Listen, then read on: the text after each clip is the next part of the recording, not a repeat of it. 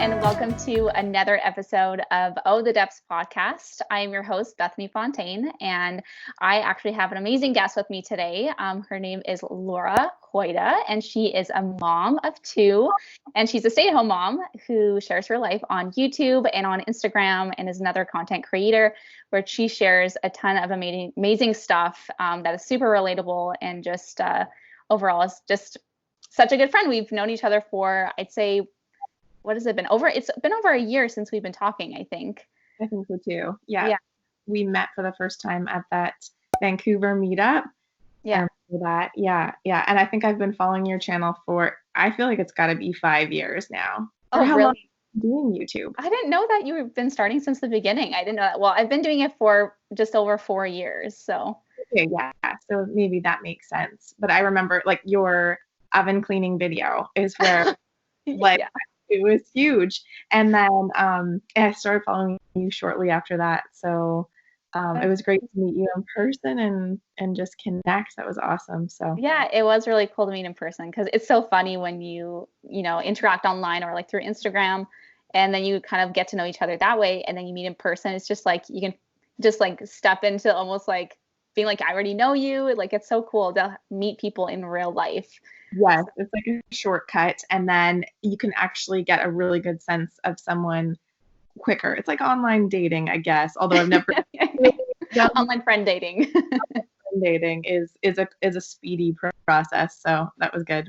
Yeah, no kidding. Yeah, that was so awesome to meet in person. But yeah, so basically I have Laura on today with me to kind of discuss a topic that I wish I knew these things before I became a stay-at-home mom, because I find that a lot of times when we, become mothers, or when people become moms for the first time, there's a lot of things that they wish they knew. And a lot of that is the real stuff that not a lot of people talk about. And since we both have become stay-at-home moms, and we both became stay-at-home moms at different times in our life, I was 23, so I was very young. And, Laura had a career. She had things going on for her that were, not a part of my life, but I'm really excited to get her perspective on things she wished she knew as well. So yeah, basically we can just get started. Yeah. Well, just on that, like my first thing I have to say is that I wish I started earlier, and I wish I knew before I became a mom at 31, and I wish I knew how fulfilling it was earlier on in my life. I feel like it was the missing puzzle piece. So for me, looking at you, you can never go back in time. I have no regrets of my life, but I admire and am slightly jealous that you figured out that piece of your puzzle before I did, but you can never go back in time, and there's a reason for everything. I really believe that. But I feel like both my husband and I, we've been dating since high school, but we always put career first, and both of us were just searching like what's the best career, what is the best purpose in our lives outside of family formation, and we kept searching. And I feel like if I had known earlier on that it would be so fulfilling to have kids, I would have started way earlier. And both my husband and I feel that way, but you can only kind of walk the path that you're on. And it's just something that I always tell younger people who are couples who are just not there yet and are not ready or don't know if they want to have kids. I'm like, well, not a lot of people will say this to you, but I always say, I'm like, I wish I started earlier. Not in a pushy get started kind of way, but just like looking back on it, I didn't know that was the missing piece of my puzzle. And so if I could turn back the clock, I would definitely put that into perspective, because I think, even the career that I chose which was law, was something I chose outside of the idea of having a family. And I kind of thought that it would fall into place once I chose my career.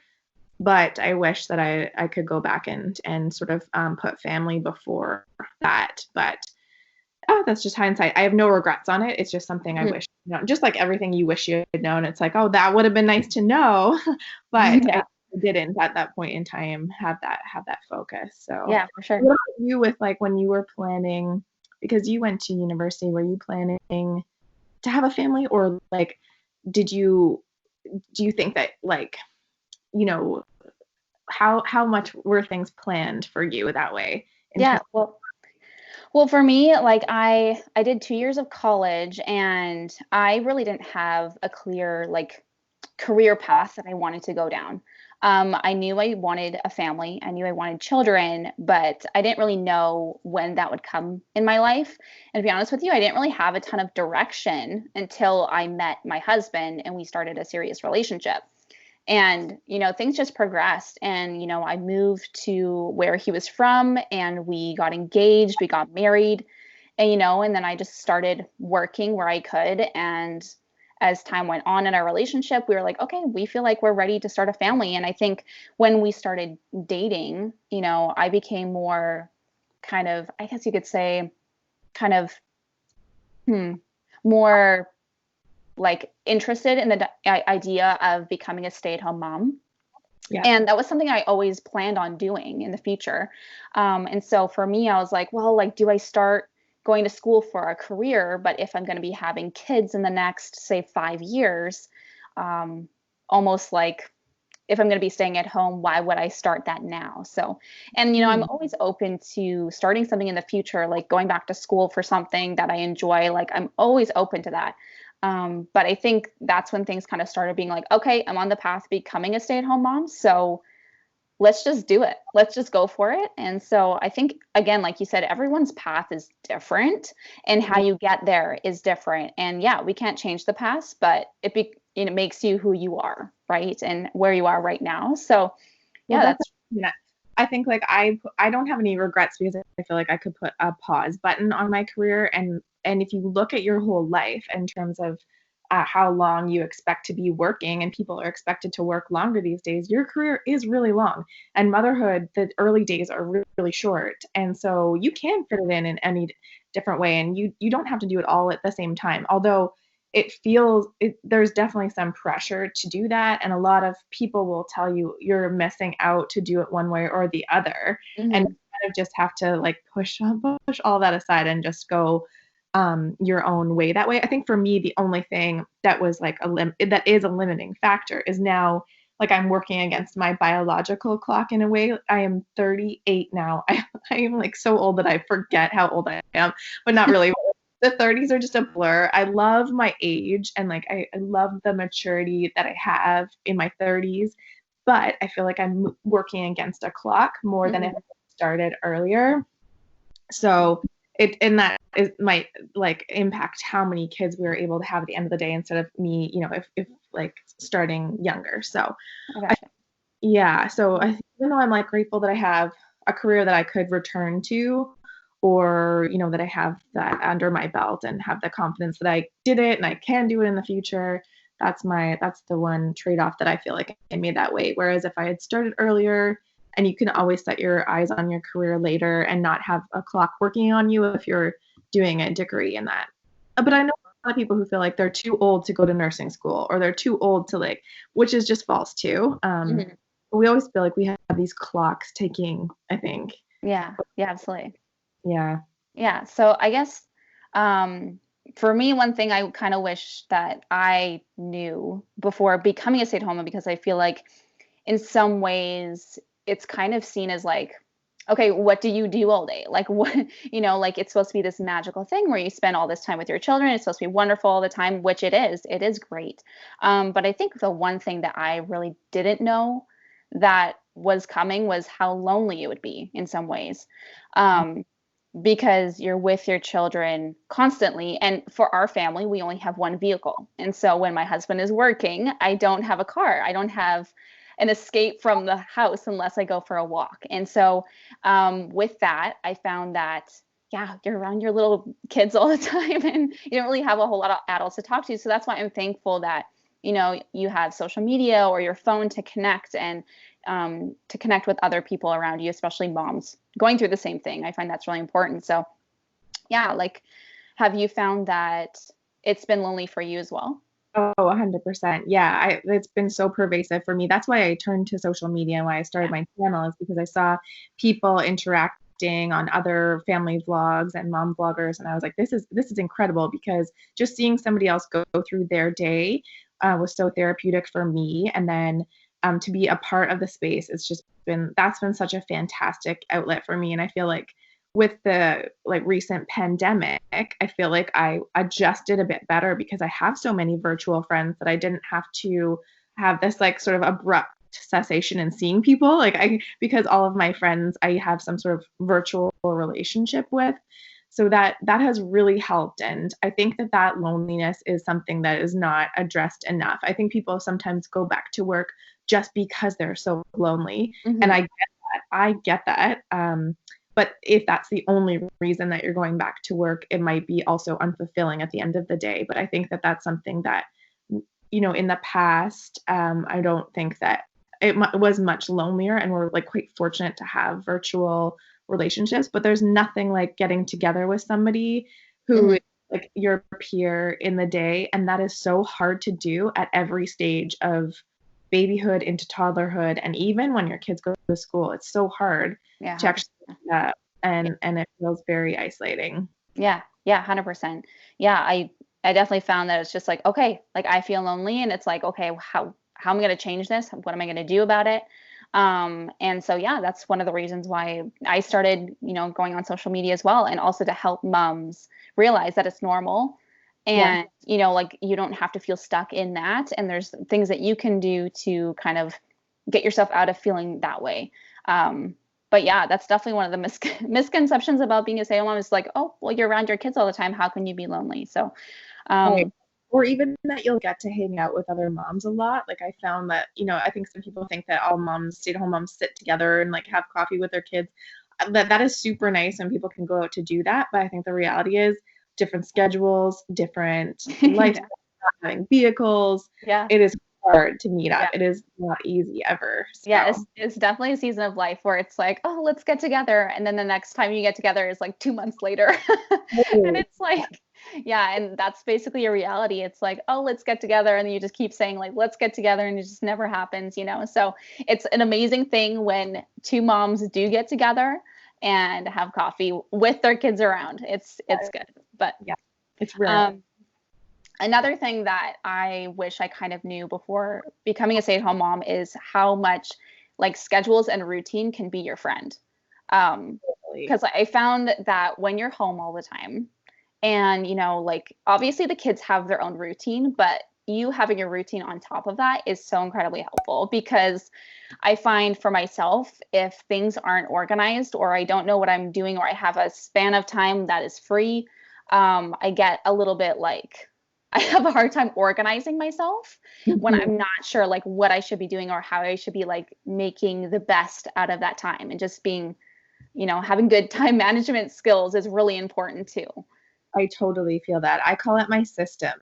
Like I have to have the systems in place. And whenever one time I was like talking to one of my friends and saying that that my husband being at home was really like messing up my day.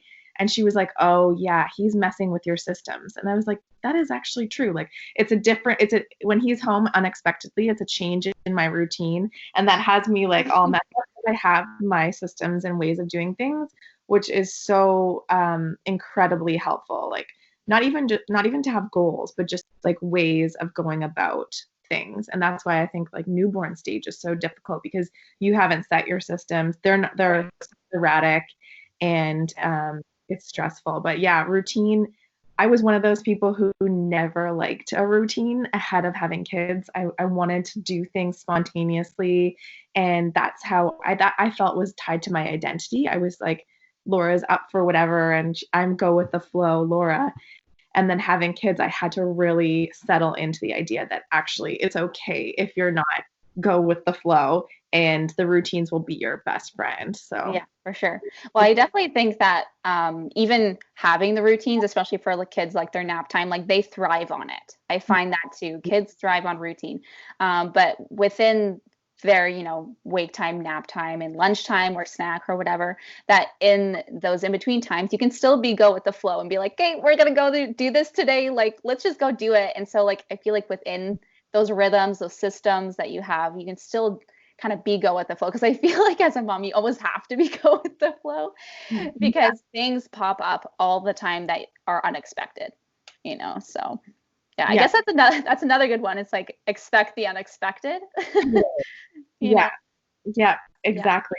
Yeah, I know that like I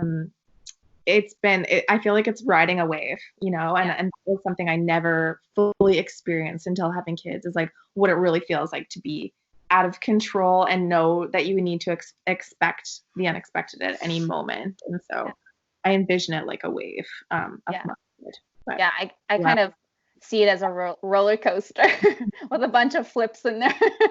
Because that's honestly what it is. It's like you have no idea what's coming. There's a lot of highs, but there's a lot of crazy turns and twists, and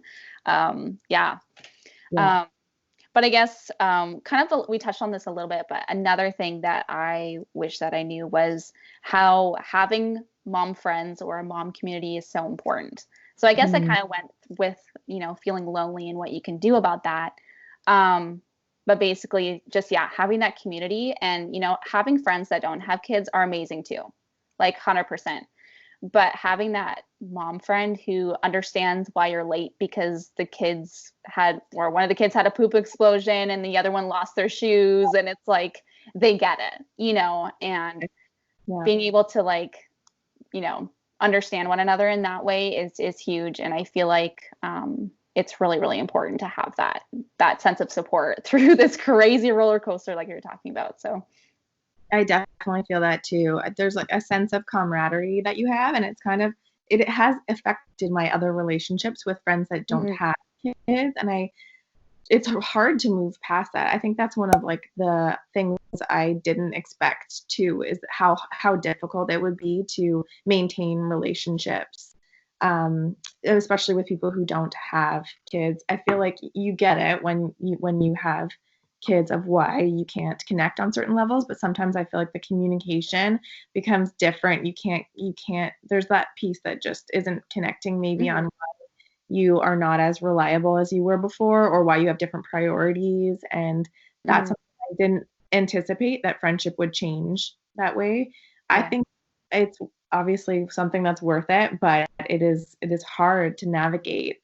I was the first one of my friend group that to have kids, and I think one of my friends put it like I was like a mom pack leader that way, and that's nice. Like it's nice for the subsequent friends of ours to look to me as that, but I felt it was lonely and it was hard to keep relationships with my only community at that time. So it made it even more lonely that way. Yeah. So. And I can totally empathize with you because like I was the first one out of my friend group to have a baby too. And so, I found people eventually that had kids too. And that was really great because I found that those relationships thrived because like when you're a first time mom, it's intense. You're trying to find out who you are, and you kind of have a bit of an identity crisis, not maybe a crisis, but it's shifting in a lot of ways. And so when you feel like someone else is going through that with you, it's really, it's really amazing. So I definitely think that too. Expect that friendships do change. And even if you're a stay-at-home mom or if you're just a new mom, it will happen. So it's cool.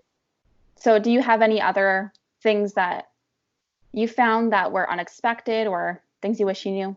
One of the things that is hardest for me about being a stay-at-home mom that I didn't anticipate was the relentlessness of the job. It is so full on. And I think that it is for both parents, but for mom, when you are the stay-at-home mom and you are like the snack getter, like my son called me food lady for like 3 years because I was just anything. It was me. Like even if like dad is like at the fridge, it's like go get mom in another room. Yes, I've definitely experienced that. Yes, and it feels good, but then there are times where it feels really taxing. That it's always a job for you, and there is no break. And I think that is the reality of it. We say that we need a break and we need to go and have some time alone, me time. But at the end of the day, there really isn't any me time when you're a mom. It is a full-time job. I think there was a commercial a few years ago that talked about like a fake job interview, and the job interviewer was saying, do you want this job? It is like all 100% of your time, 24 hours a day. You have to be on. you need to do this, this, and this. Yes, yeah, I think I saw that too. Yes. Yeah, Yeah. I don't know what that was for, but it's true. It's so full on. And I Yeah. think that part sometimes is the most difficult, but it's also like you also feel like a warrior for enduring it. And it Mm. makes you stronger, I think, at the end of the day. Yeah, that's Um, right. but for me, that was one thing you can never anticipate that, I don't No, think. 100%. I think it's funny because when you know, become a mom, it's you can't really fully prepare mentally for what you're about to experience because you have to just go through it to like change and to grow from it. And I think, yeah, you can prepare with all the things, all the diapers and all that, but I think it comes down to you have to go through that difficult experience of, you know, how taxing it is on you for you to fully, you know, change and to grow into someone who, you know, I'm sure you're proud of because you've gone through such difficult physical moments, mental moments where you're like, I don't know if I can do this, you know? And Totally. so, and you know, as moms, we've all felt that because, yeah, like you said, that job description, it's like, that sounds terrible. Like, that's insane. Like, who would ever want to do that? Right. But it's like, you know, moms and dads who, you know, parenting never stops, right? And especially if you're a stay-at-home mom, it doesn't stop. Even when your kids are sleeping, you're still thinking about them, you know, and even, you know, my daughter Brielle she's away at grandma's right now. And even for me, I'm thinking like, oh, what is she doing? I hope she's doing, you know, I hope she's taking a nap today because you know, she's so tired and, you know, that stuff. So yeah, even if you have a bit of a time away, you're still always thinking about them and how they're doing. And I think that's definitely going to change even too when our kids are older. I feel like motherhood changes with different seasons. And yeah, it's an amazing experience. And like you said, like being a stay-at-home mom is something that I honestly don't think that I would ever regret. Being able to go through those, seeing the milestones happen, you know, and being able to be there emotionally and physically for your child when they're young I think, is really important. And of course, it's not, um, you know, entirely possible for every single family. But like you said, you know, financially straining so that you can be home, I think is a great decision. Because even for us, like only having one vehicle, you know, we're making it work right now because, you know, we see the importance of it. So I think, again, to each their own, you know, if you're working or whatnot, I think overall moms are just amazing people. It's such a sacrificing work, and we should all be very proud with however we're making it work for our own families, you know, so. Oh, totally. Yeah, there's so many different ways you can thrive as a family, and it has to fit your personality and your goals and Mhm. in life. But for me, it's an honor, and it's something I'm very grateful that we're able to do, and a privilege. Um, and it's something that I feel like I am empowered by the choice that I like to make it as well. Um, Mhm. and so I really appreciate that. Yeah, I think that's all that we have for today's episode. Thank you guys so much for watching if you're on my YouTube channel and listening. Yeah, it was an honor to have you today, Laura. It was great to hear your perspectives and just some things that you wish you knew before you became a stay-at-home mom. But yeah, thank you guys so much for watching and listening, and we'll see you guys in my next one. Bye. Always a pleasure. Bye. Bye.